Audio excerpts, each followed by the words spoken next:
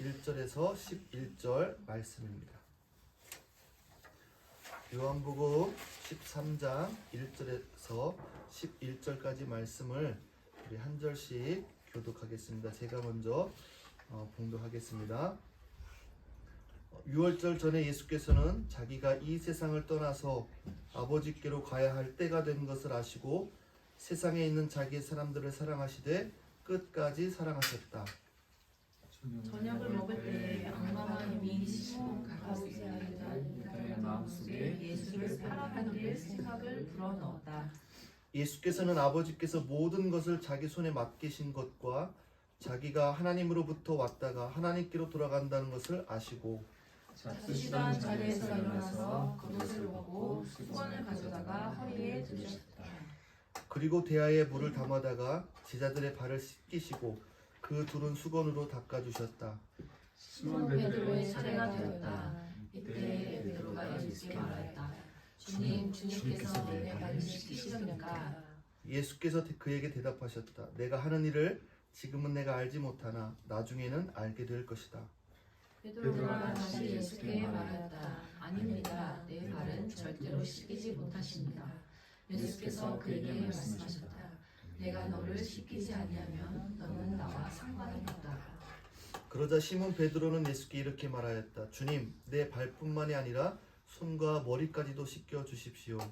예수께서 그에게 말씀하셨다. 이미 목욕한 사람은 온몸이 깨끗하니 발밖에는 더 씻을 필요가 없다. 너희는 깨끗하다. 그러나 다 그런 것은 아니다.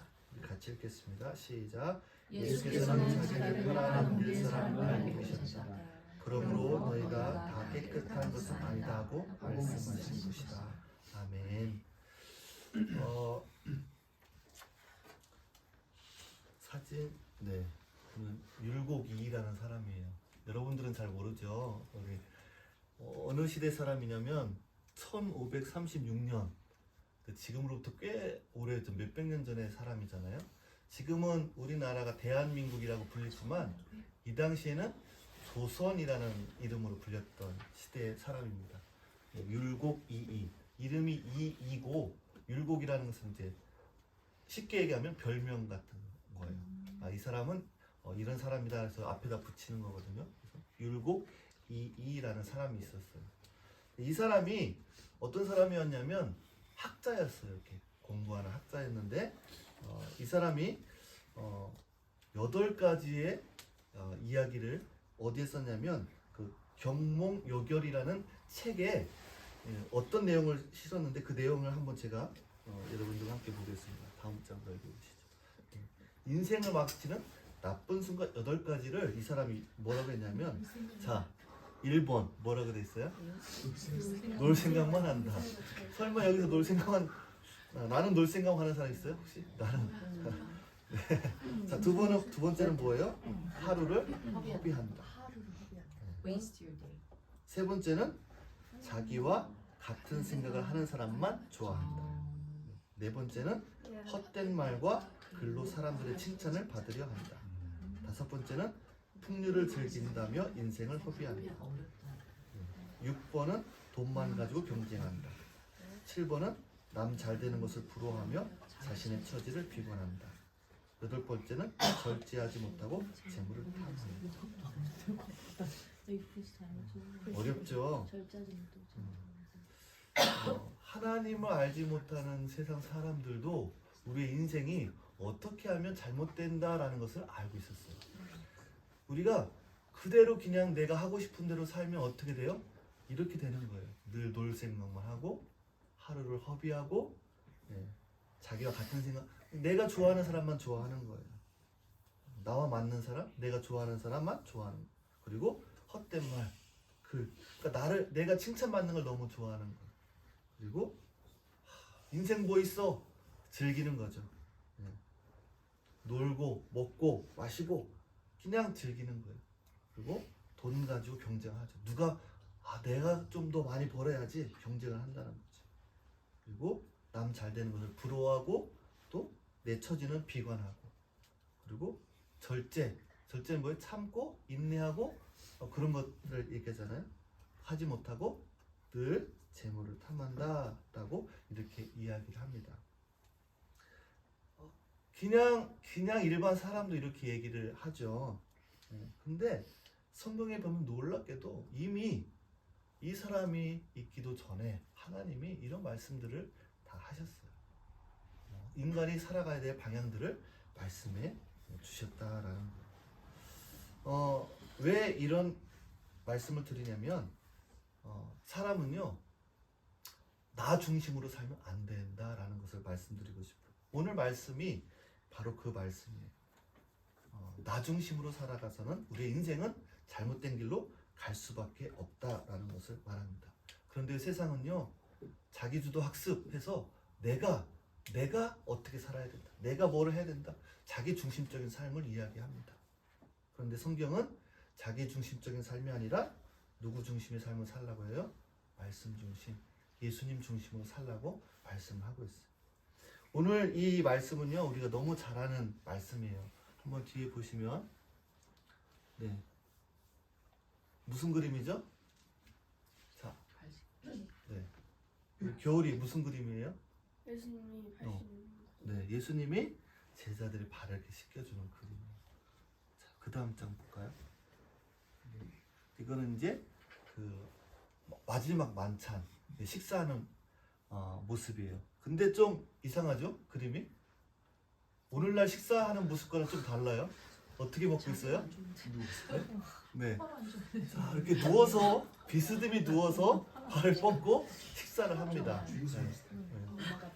오늘은 이렇게 한번 식사를 해볼까요? 네. 이 당시에는 이렇게 식사를 했어요. 그러니까 오늘 말씀 그 뒤에 13장에 보면 이 그림을 보면 왜 그래서 이 말씀하셨구나라는 걸 이해할 수가 있어요. 네. 어떤 말씀이냐면 25절에 뭐라고 되어 있냐면 그 제자가 예수의 가슴에 바짝 기대어 주님 그가 누구십니까? 하고 물었다라고 되어 있어요. 우리가 식사하면 가슴에 어떻게 기댈 수가 있어요? 그죠? 근데 이렇게 누워서 식사하니까 이렇게 누우면 옆 사람이 어떻게 돼요? 네. 옆 사람의 가슴에 머리가 다 되는 거죠. 그러니까 이 말씀을 보면 이 당시의 식사는 이렇게 식사를 했구나를 우리가 알 수가 있는 거죠. 이해가 되죠? 그래서 이렇게 된 거죠. 오늘 13장의 말씀에 보면 1절에 보면 이런 말씀이 있어요. 6월절 전에 예수께서는 자기가 이 세상을 떠나서 아버지께로 가야 할 때가 된 것을 아시고 세상에 있는 자기 사람들을 사랑하시되 어떻게 사랑했다고요? 끝까지 사랑하셨다라고 되어 있습니다. 여기 1절 말씀에 제 눈에 딱 들어온 단어가 하나 있었어요. 뭐냐면 때라는 거. 여기 몸에 있는 때가 아니라 시간대예요. 시간대. 네. 시간대. 주님은 그 때를 아셨어요. 근데 오늘날 우리가 살아가는 우리는 어때요? 때를 잘 몰라요. 그래서 어디를 찾아가요? 점쟁이를 찾아가고 사주팔자를 보고 왜요? 그때가 너무 궁금하니까 내가 돈 벌 때가 언젠지, 내가 결혼할 때가 언젠지, 내가 이 사업을 어떻게 될지 그 때를 궁금해하는 거예요. 그 궁금하니까 찾아가는 거예요. 근데 주님은 그 때를 아시는 분이셨다. 왜요? 하나님이시기 때문에. 그리고 세상에 있는 자기 사람들을 사랑하시되 끝까지 사랑하셨다라고 기록을 합니다. 이 때를 몰라서 우리의 인생을 망치는 경우들이 많이 있어요. 때, 공부해야 될 때 어떻게 해요? 놀아요. 그래서 인생이 힘들어지는 거죠. 일할 때 어떻게 해요? 공부해요. 일을 해야 되는데 공부하느라고 일을 못해요. 그 때를 놓치면 할 수가 없는 거예요. 우리 아이들 지금은 어떤 때예요? 네, 놀 때도 있지만 공부하고 자신을 준비해야 되는 때죠. 이 준비할 때를 잘 준비하지 못하면 나중에 후회하게 되는 거죠. 내가 왜 그랬을까? 내가 좀 또 공부했을 걸. 내가 좀 준비할 걸. 그러면 내가 이보다는 좀 나은 삶을 살 수 있을 텐다라는 그런 후회를 많이 하게 됩니다. 이 때를, 자기 때를 준비하지 못했기 때문에 그런 거죠.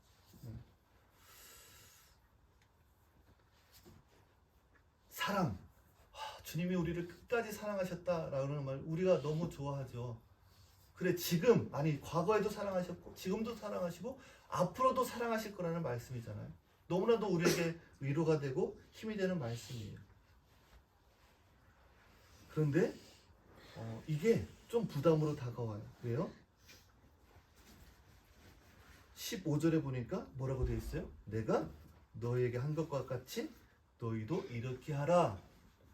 내가 본을 보여준 것이다 라고 말씀하고 있어요. 내가 사랑받는 건 너무 좋아요. 근데 주님이 뭐라고 하셨어요? 너희도 이렇게 하라라고 말씀하셨어요.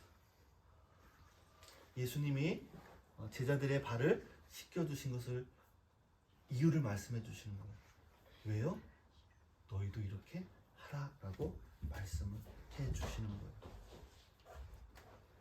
자, 우리 아이들 중에 엄마 아빠 발 한번 씻겨주신 분. 나는 거짓말하지 마. 거짓말이었어요? 아빠 발 씻겨줬었어요? 언제? 꿈에서 자, 발을 이렇게 다른 사람의 발을 씻겨주라고 주님이 말씀하셨어요. 내가 너희들을 이렇게 씻겨준 것처럼 서로 서로 씻겨주라고 말씀을 해주셨어요. 이게 주님이 발을 씻겨준 이유라는 것을 보게 됩니다. 사랑, 오늘 찬양도 주님의 사랑에 대해서 우리가 찬양을 많이 했잖아요. 내가 본을 보여준 것처럼 사랑하라. 그런데 어때요?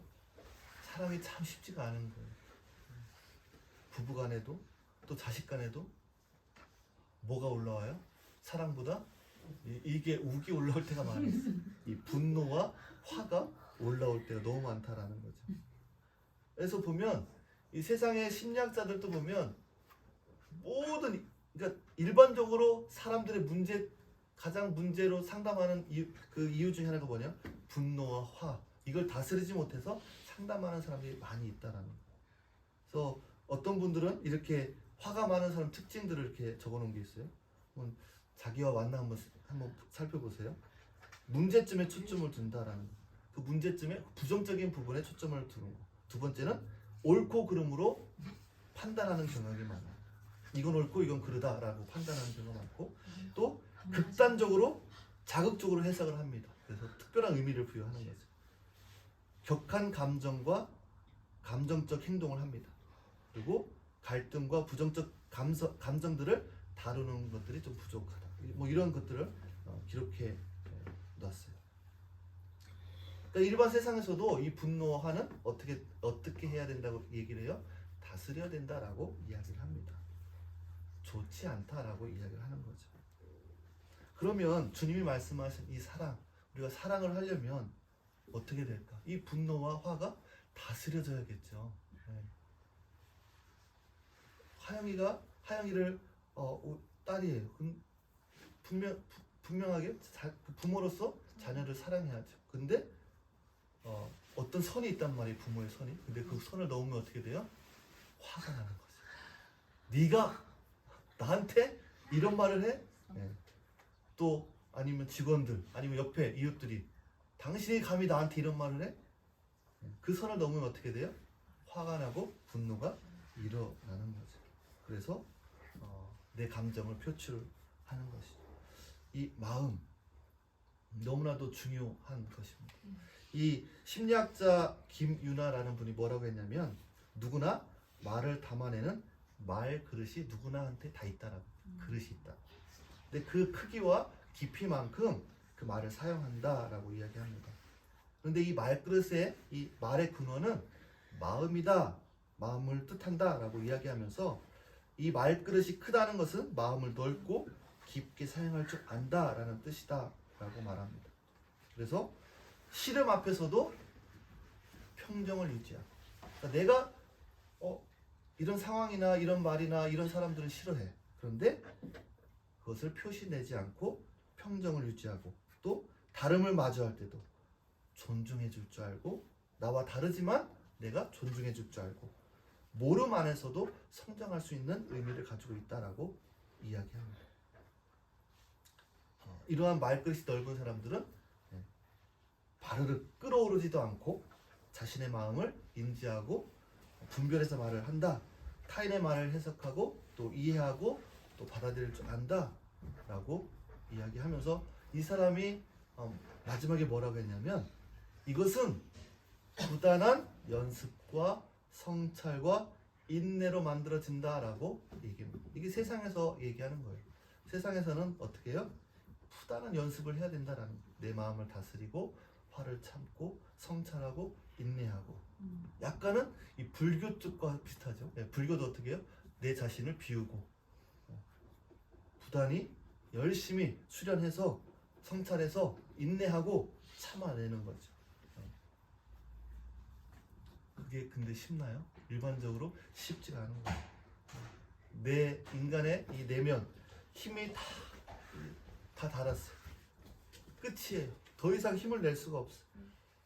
내 이 한계점에 도달했을 때 다가오는 그런 일들로 인해서 또 참을 수 없고 또 인내할 수 없고 화를 분출할 수밖에 없는 그런 상황들이 우리 삶이다라는 거죠. 근데 성경에 나오는 사람들도 제자들 중에 그런 사람들이 있었어요. 이 마가복음 3장 16절에 17절에 보면 우레의 아들이라고 예수님이 이름을 붙여준 사람이 있어요. 누구냐면 야고보하고 요한이라는 사람이에요. 우레의 아들. 약간 들으면 무슨 의미인지 알겠죠? 거칠고 어떻게 해요? 이게 성격이 좀 과격한 사람을 얘기합니다. 이 야고보와 요한. 그런데요, 이 사람들이 나중에 어떻게 바뀌었냐면 야고보는요 제자들 중에 가장 먼저 순교했다라고 기록을 한다고 그래요. 그리고 요한은 사랑의 사도 요한이라고 기록을 합니다. 이 사람들이 노력을 했을까요? 자기를 성찰하고 부단한 연습을 해서 이런 사람이 됐을까요? 성경은 그들이 진짜 주님을 만났을 때 이렇게 모습이 바뀌었다고 말합니다. 오늘 읽은 이 본문의 13장의 말씀 가운데 주님이 누구시다라는 것을 우리에게 분명히 말씀해 주고 있어요. 주님은 하나님이시고 사랑하시다. 끝까지 사랑하시는 분이다. 여러분 우리를 끝까지 사랑할 수 있는 분이 있을까요? 남편이 끝까지 사랑할 수 있을까요? 아내가? 자녀들이? 네, 이 세상은요 끝까지 사랑할 수 있는 사람들이 없어요. 근데 주님은 우리를 끝까지 사랑하신다라는 거예요. 사랑이다라는 것은요 예수님이 이렇게 여러분 예수님이 발을 씻겼다 제자들을 하나님이 우리 창조물 우리 인간을 발에 씻겼다는 거잖아요. 이거는요 상상할 수 없는 일인 거예요.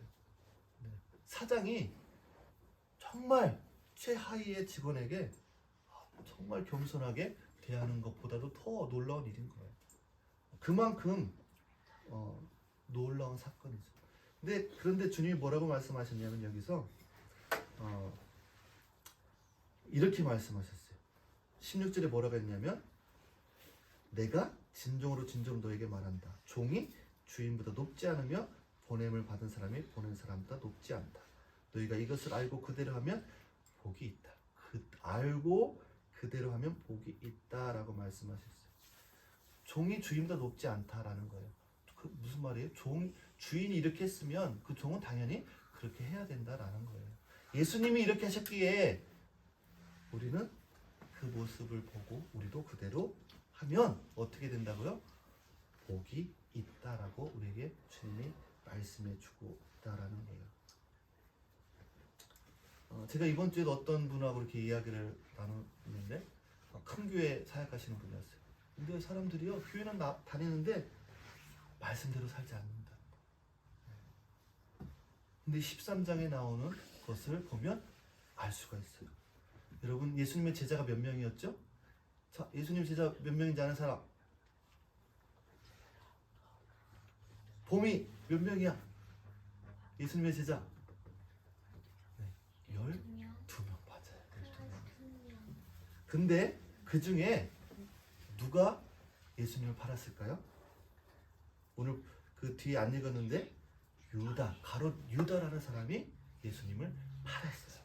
그런데요 놀라운 것은 뭐냐면 이 12명의 제자들이 예수님과 함께 다녔고 예수님의 말씀을 들었고 나사로가 살아난 것을 봤고 혈류병 있던 여인이 치료받는 것을 봤고 놀라운 기적들을 많이 본 사람들이었어요. 예수님의 말씀을 들었던 사람이었어요. 그런데 그 사람이 예수님을 팔았다라는 거예요. 그리고 10절에 뭐라고 말씀하셨어요? 이미 목욕한 사람은 온몸에 그러니까 발을 이렇게 씻기려니까 베드로가 주님이 어떻게 제 발을 씻기십니까? 안 됩니다, 절대. 그렇게 얘기할 때 주님이 뭐라고 하셨냐면, 그러면 너와 나와 상관이 없다라는 거예요. 너와 나와 상관이 없다. 내가 너의 발을 씻기지 않으면 상관이 없다. 여러분, 발을 씻긴다라는 것은요, 친밀하고 또 섬기는 마음이잖아요. 예수님이 내 발을 씻기신다. 이때 제자들의 발만 씻기셨을까요? 그러면 지금 주님은 우리를 어떻게 발을 씻기실까요? 이 하나님의 말씀이 바로 우리의 발을 씻기시는 거예요. 이 말씀을 통해서 우리가 나의 더러운 것들을 깨닫게 되고 주님이 그것을 씻기시고 정결케 해주시고 주의 보혈로 깨끗게 해주셔서 우리가 주님 앞에 나가는 거죠. 이 말씀을 우리가 함께 하지 않으면 주님과 상관이 없는 삶을 살아가는 거예요. 교회는 다니지만 예배는 드리지만 하나님과 상관없이 살아가는 사람들이 생기게 된다라는 거예요. 그런데 이미 목욕한 사람은 온몸이 깨끗하니 발밖에는 더 씻을 필요가 없다라고 얘기를 하죠. 그러면서 너희는 깨끗하다. 그러나 다 그런 것은 아니다라고 말씀하셨어요. 무슨 의미예요? 다 같이 예배드리고 말씀 듣고 기적도 보고 하나님이 주님이 오병이어 기적 또 일으키는 걸 보고 했는데 한 사람은 아니다라는 거예요. 이미 목욕한 사람이라는 무슨 뜻이에요? 거듭났다라는 거예요. 하나님 편에 속했다라는 거예요. 주님을 믿는 사람을 이야기하는 거죠. 그런데 함께 하고 있지만 믿지 못하는 사람이 있었어요. 가롯 유다입니다. 하나님께 속하지 않은 사람이 있었다라는 거예요. 주님이 주시는 떡과 빵을 같이 먹었고 함께 했지만 하나님께 속하지 않았다라는 것을 이야기합니다. 뭐예요? 교회 다녀도 하나님께 속하지 않은 사람이 있을 수 있다라는 거예요. 내가 너와 상관이 있는 삶을 여러분들은 사실 수 있기를 간절히 축복합니다. 그러려면 여러분 이 말씀을 늘 묵상을 해야 되는 거죠.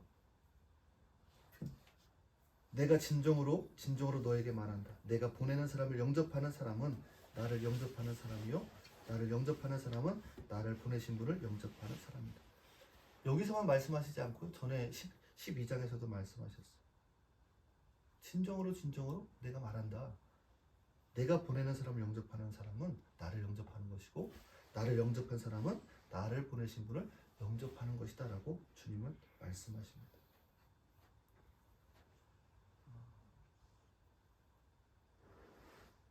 유다는 굉장히 똑똑한 사람이었어요.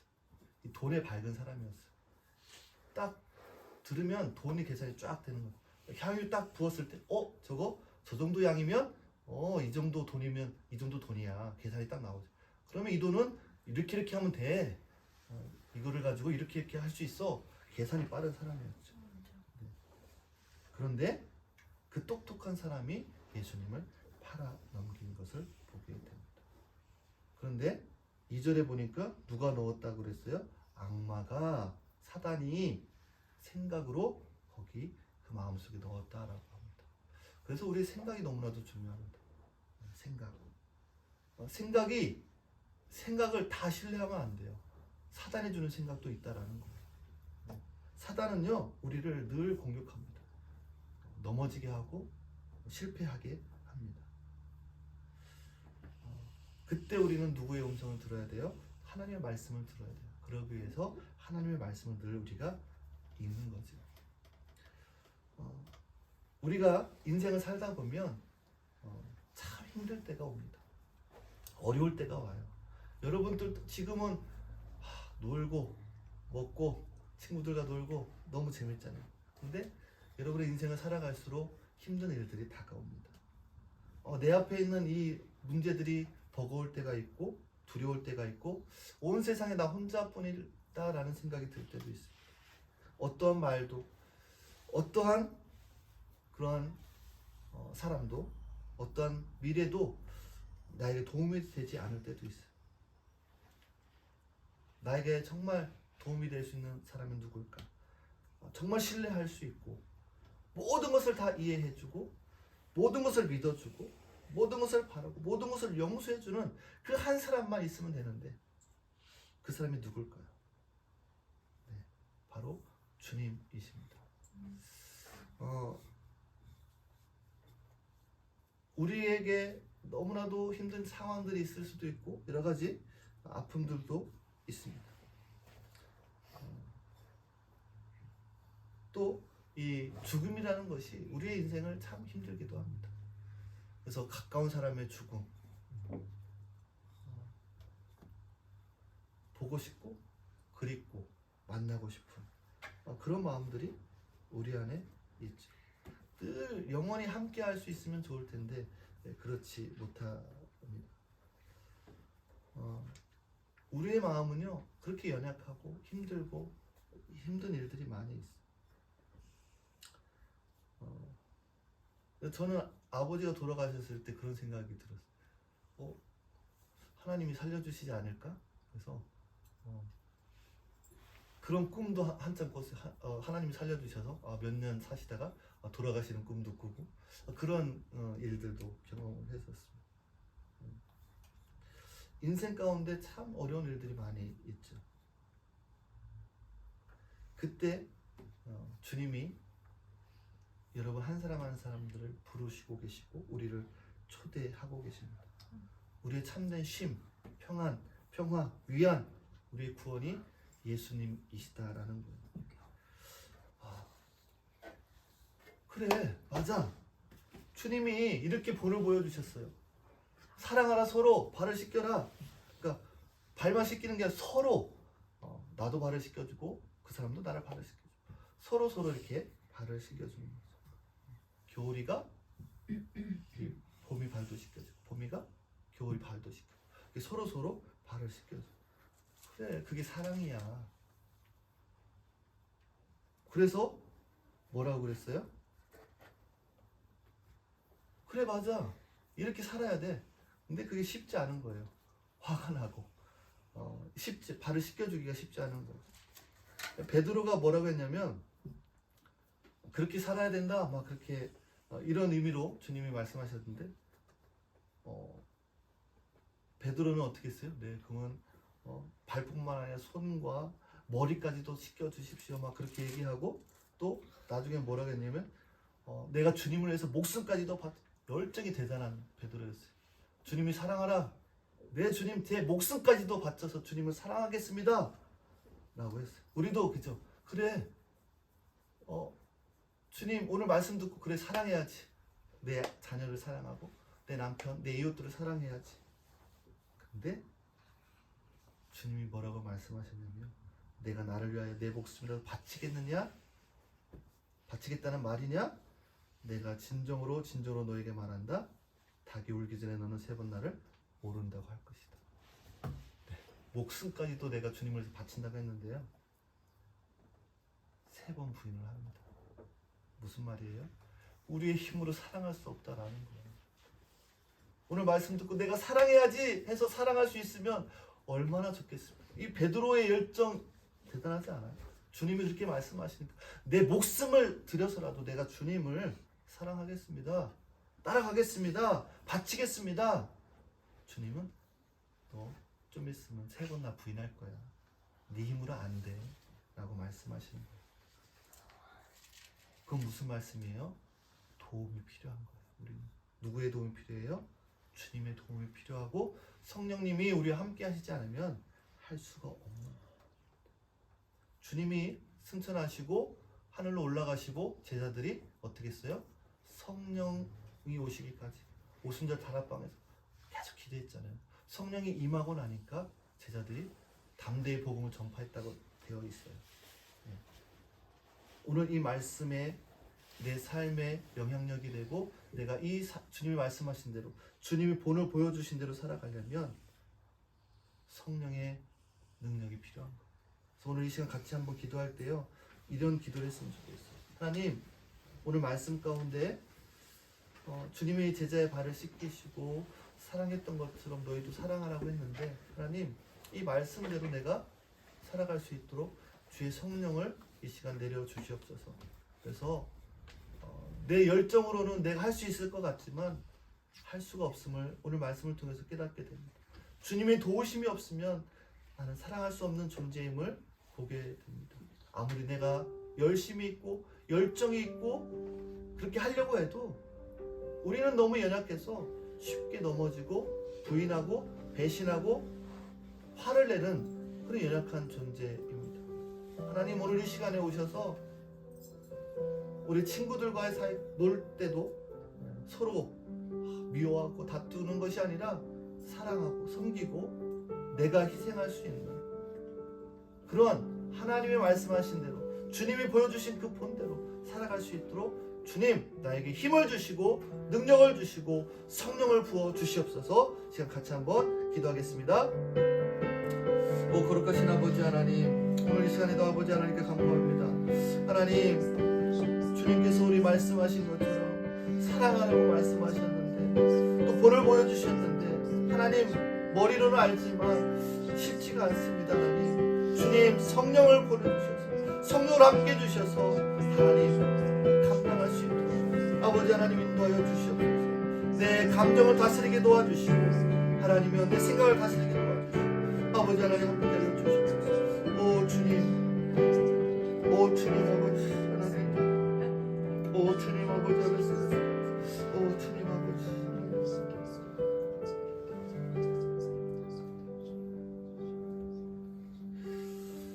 하나님 우리가 인생 가운데 참 복받기를 원하고 또 좋아합니다. 근데 오늘 말씀 가운데 주님이 뭐라고 말씀하셨냐면 이것을 알고 그대로 행하면 그것이 복이다라고 말씀하셨습니다. 하나님께서 오늘 새 계명을 주셨는데 서로 사랑하라라는 계명입니다. 서로 사랑하면 사람들이 그것을 보고 너희의 제자인 것을, 주님의 제자인 것을 알 것이다 라고 말씀하고 있습니다. 사랑하면 세상 사람들이 저 사람들이 정말 하나님 믿는 사람이구나 라는 것을 안다고 말씀하셨습니다. 그래요 주님, 그래서 정말 사랑하고 싶습니다. 그런데 주님 그게 안 돼요. 제 마음 가운데 분노가 있고 화가 있고 잘 되지 않습니다. 주님 이 시간 오셔서 성령으로 함께 해주셔서 내 마음을 다스려 주시고 주님 그 말씀대로 주님 이 말씀대로 내가 본을 보여준 대로 살아라 라고 말씀하신 그 말씀대로 살아갈 수 있도록 주님 도와주시고 역사해 주시옵소서. 너희도 서로 남의 발을 씻겨 주어야 한다. 내가 씻겨 주었던 것처럼 너희도 서로 발을 씻겨 주어야 한다라고는 주님의 이 말씀을 우리가 마음에 새기고